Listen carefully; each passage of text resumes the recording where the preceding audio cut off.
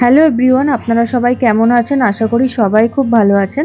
আমি রিনা, আমার চ্যানেল রিনাস নোটবুকে আপনাদের সবাইকে স্বাগত। আজকে আবার নতুন একটা ব্লগ নিয়ে চলে এসেছি। আজকের ব্লগটা একটু অন্যরকম।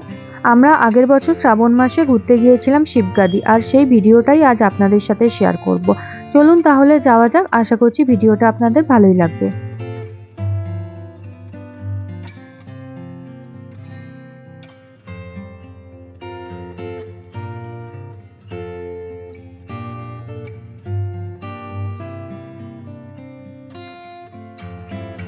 আমরা জানি শ্রাবণ মাস মানেই তো শিবের মাস। কলকাতার খুব কাছেই রয়েছে একটি খুব সুন্দর শিব মন্দির।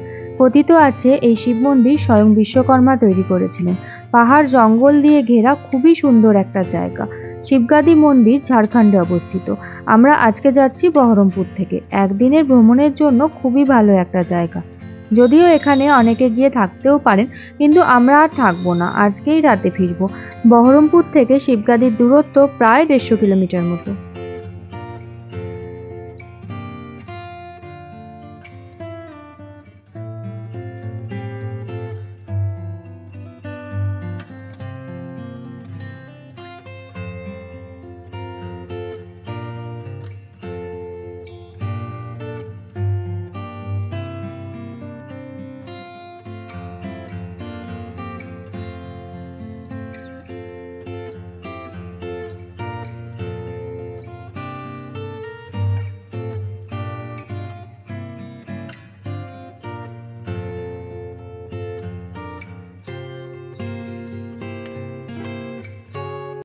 অবশেষে অনেকটা রাস্তা আসার পর আমরা পৌঁছে গেছি শিবগাদি। সময় লেগেছে প্রায় 4 ঘন্টা মতো। আমরা সকাল 6:30টার সময় বেরিয়েছিলাম। এখন ঘড়িতে বাজে প্রায় 10:30। এখানে খুব ভালো মেলাও বসেছে। আমরা সোমবার করে আসিনি, সোমবার এখানে প্রচুর ভিড় হয়। আমরা এসেছিলাম বুধবার, তাই ভিড়টাও বেশ অনেকটাই কম। একটু ভালোভাবে ঘোরা হবে এই আর কি, কিন্তু আজকে ভালোই বৃষ্টি হচ্ছে।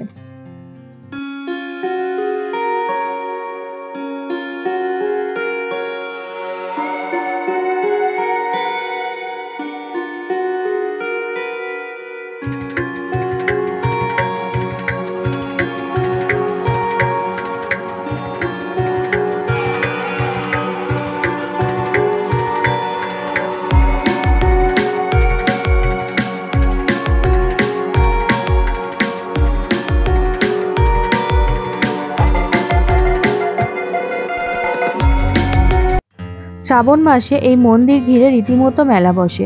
এই মন্দিরে যাওয়ার জন্য প্রায় 200 সিঁড়ি ভেঙে উপরে যেতে হয়। জায়গাটা চারিপাশে পাহাড় ও জঙ্গল দিয়ে ঘেরা। বর্ষায় সেই জঙ্গল আরও বেড়ে ওঠে।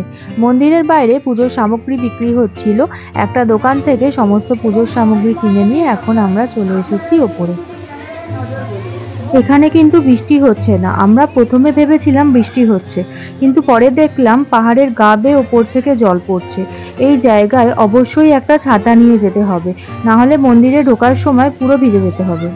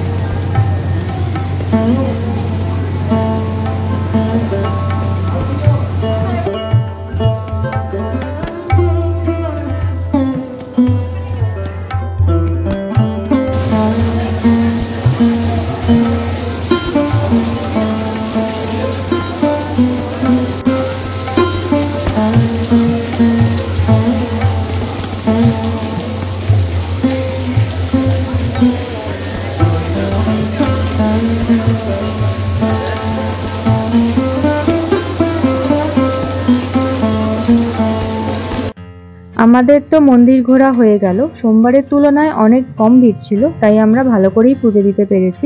পাহাড়ের গায়ে গুহার মধ্যে এই মন্দিরটি খুবই সুন্দর একটা জায়গা। এখান থেকে আরও 100টা সিঁড়ি ভেঙে উপরে গেলে একটা ভালো ভিউ পয়েন্ট পাওয়া যায়, কিন্তু বৃষ্টি পড়ছে, চারিদিক ভালো ঘোলাটে হয়ে আছে বলে আমরা আর উপরে উঠিনি।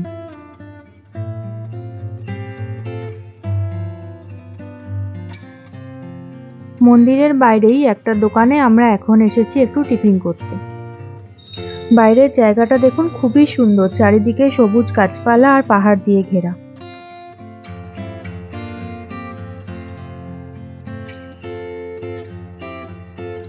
টিফিন করে নিয়ে আমরা এখন যাচ্ছি নতুন একটা জায়গায়।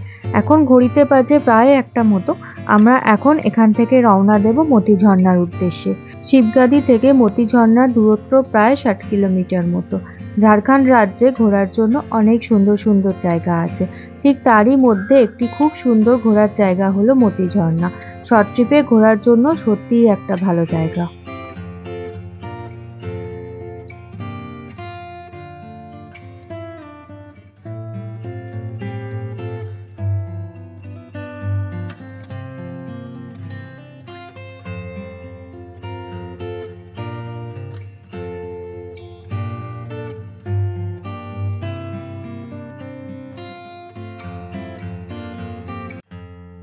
এখন আমরা পার করছি মতি ঝর্ণার গেটটা, যেটা খুবই সুন্দর করে করা আছে। শিবগাদি থেকে মতি ঝর্ণা যাওয়ার যে রাস্তাটা, সেটা খুবই সুন্দর, চারদিকটা পুরো সবুজ গাছপালা, ছোট ছোট পাহাড় দিয়ে ঘেরা। বর্ষাকালে এই সৌন্দর্য সত্যিই খুব সুন্দর।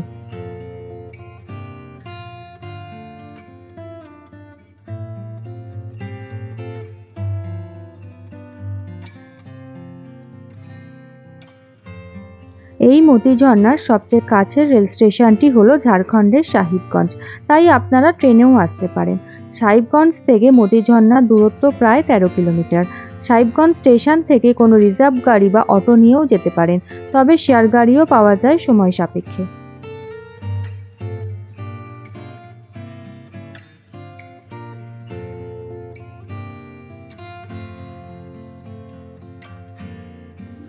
মতি ঝর্ণা যাওয়ার সময় যেমন খুবই সুন্দর রাস্তা পেয়েছি, ঠিক তেমনই ঝর্ণার গেটে পৌঁছানোর আগের 3 কিলোমিটার রাস্তার কিছুটা অংশ খুবই বাজে।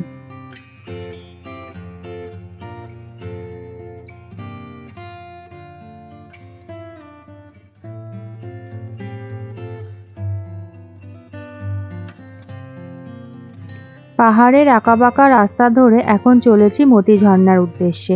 এই জায়গায় যাওয়ার সময় সত্যিই মনে হবে কিছু সময়ের জন্য আমরা পাহাড়ে পৌঁছে গেছি।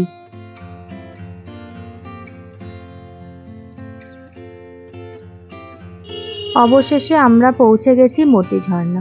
ওই যে দূরে দেখা যাচ্ছে। এখন ঘড়িতে বাজে প্রায় 2:30 মতো। শিবগাদি থেকে মতি ঝর্ণা আসতে আমাদের সময় লাগলো 1.5 ঘন্টা।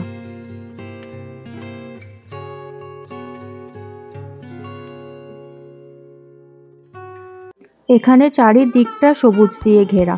গাড়ি যেখানটা আমরা পার্কিং করলাম, সেখান থেকে আরও প্রায় 500 থেকে 700 মিটার পর্যন্ত হেঁটে যেতে হবে মতি ঝর্ণা যাওয়ার জন্য।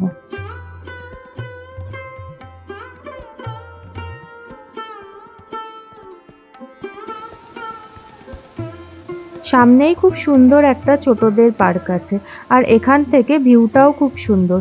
তবে বাদ সাজলো আজকের এই বৃষ্টিটা।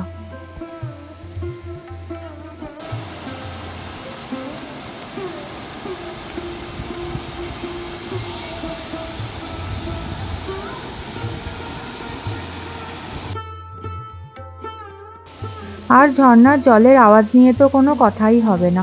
যেহেতু এখন বর্ষাকাল, ঝর্ণার জল এখন ভালোই আছে, কিন্তু এখানকার জলটা ভালোই ঘোলা।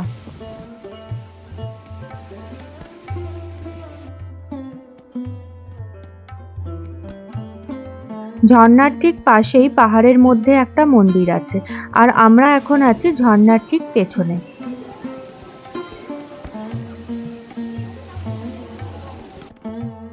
বেশ অনেকটা টাইম আমরা এখানে কাটালাম। বৃষ্টিটাও প্রায় কমেই গেছে। এবার আমরা ফিরে যাব। তাহলে আমার ভিডিওটা যদি আপনাদের ভালো লেগে থাকে, তাহলে ভিডিওটাতে অবশ্যই একটা লাইক করবেন। আবার দেখা হচ্ছে নতুন একটা ভিডিওতে। সবাই ভালো থাকবেন, সুস্থ থাকবেন।